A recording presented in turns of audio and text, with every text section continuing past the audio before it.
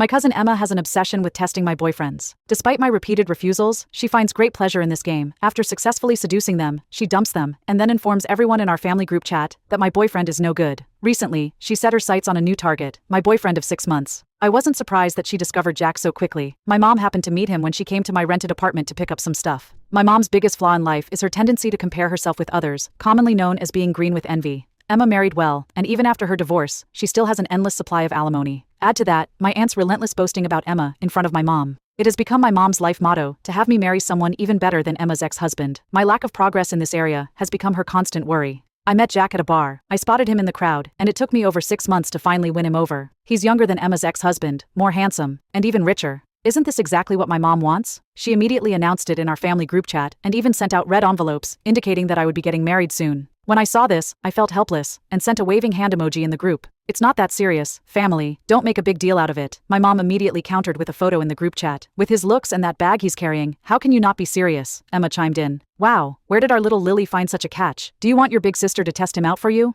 I didn't respond, but I knew that whether I liked it or not, she would try anyway. However, this time, I was well prepared. On the first day of our relationship, I told Jack, I have a very beautiful and sophisticated cousin. She likes to add my boyfriends on Snapchat. If she tries to add you, please don't accept. Jack jokingly asked, are you afraid I'll fall for her? I smiled lightly and said, I'm afraid she'll bewitch you, and you'll meet a terrible end. That's how all my previous boyfriends died. He hugged me and comforted me for a while. I would never do that. I'll only marry you in this lifetime, Lily. With my warning, when Emma first tried to add him, he consistently refused. He even complained to me several times. Your cousin Emma is really persistent. She's already tried to add me with over 10 different Snapchat accounts. I kissed him on the cheek to show my appreciation. You must stand firm. Don't accept just because she's playing all sorts of tricks. Without even pausing, he rejected another friend request from a new account, then turned to me and said, my parents want to have dinner with you. They say we've been dating for 6 months, and you haven't met them yet. They're really looking forward to meeting you after hearing me talk about you. I hesitated for a moment, then patted his head and said, let's wait a bit longer. I'm quite busy these days. How about I treat your parents to dinner after this quarter when I'm less busy? There's no need for you to treat them. They'd be overjoyed just to see you. We can eat at my family's hotel when the time comes.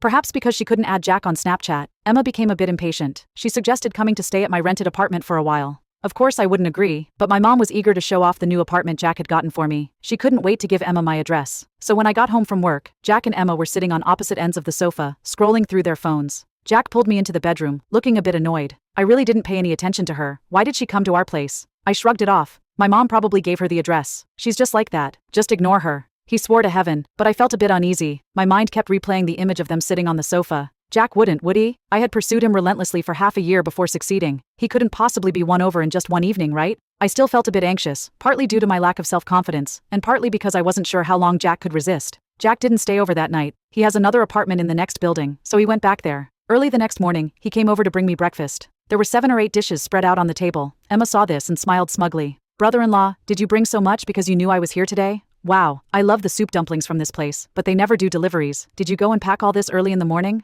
Jack looked up at her. No, I forgot you were here. I actually bought less than usual. It's mainly because Lily doesn't have a good appetite in the morning, so I buy more for her to choose from. Emma let out a long, oh, but her hands didn't stop fiddling with her newly done nails. This was her state when she was thinking. I figured if she was only slightly interested in Jack before, now she must be determined to have him. I unconsciously tightened my grip on Jack's hand, maybe feeling the pain. Jack looked at me. I hurriedly apologized and left the table. In the evening when I got off work, they were again sitting on opposite ends of the sofa. When I came back, Jack got up to greet me. He whispered to me, doesn't your cousin have a job? Why is she here every day? Doesn't she have her own place? What's the deal with her always being at our place? I looked up at him and said, if you add her on Snapchat, she might leave us alone. His expression stiffened. After a moment, he said, I just added her. She said she'd go home tomorrow if I did. I just said oh, and went into the bedroom. Jack followed me in, hugging me and asking if I was angry. I just don't want to see her every day. I added her, but I can block her, you know? Look, I've already set her to do not disturb. As he spoke, he took out his phone and held it up to my face, trying to prove his innocence. I didn't say anything, but my disappointment must have been obvious, because Jack held my hand and comforted me for a long time. At dinner, he kept trying to make conversation with me and piled food onto my plate. Emma saw this and just smiled. Our Jack is very attentive, isn't he? Jack ignored her. He was focused on discussing with me about the store layout problem for a direct sales brand he was working on.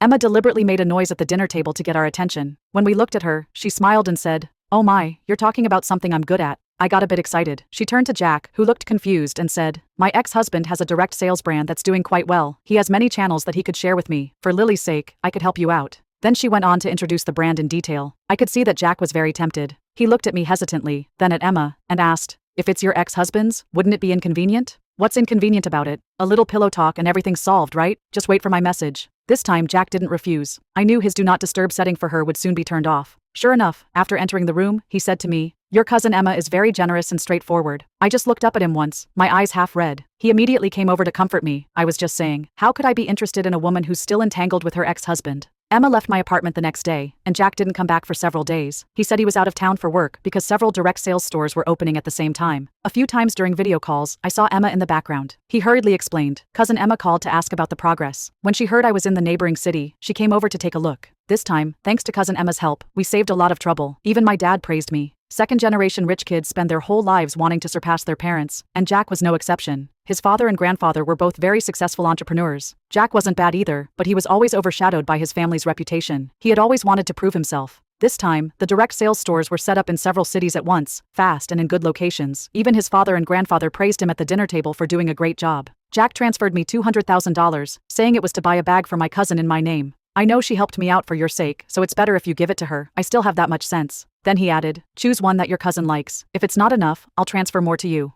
I took out my phone and called my sister, saying as soon as the call connected, thank you for helping my boyfriend. He says he wants to buy you a bag around $200,000. Do you have any preferences, or should I just transfer the money to you? There was a pause on the other end, then a slightly deep male voice came through. Lily, why is your boyfriend buying things for Emma? Oh my god, my cousin and my ex-cousin-in-law's contacts only differed by one character, and I had accidentally called my ex-cousin-in-law David. David, Emma, and I were all schoolmates. David was 1 year ahead of us, and we would run into each other during club activities. I only praised David for being considerate once, and the next day, Emma started pursuing him openly. When a girl chases a boy, success comes easily. 2 weeks later, they got together. After breaking up and getting back together several times, they got married right after graduation. 3 years after marriage, they divorced. To avoid any misunderstanding from this big spender who still sends my sister a monthly living allowance, I quickly explained, no, she helped my boyfriend with something big. But we should thank you too, brother-in-law. This time, my boyfriend's direct sales snack brand relied entirely on your resources. I thought she was being ambitious and planning to open her own business, but it turns out it's for your boyfriend. She's more attentive to him than she ever was to me. Before I could respond, he continued,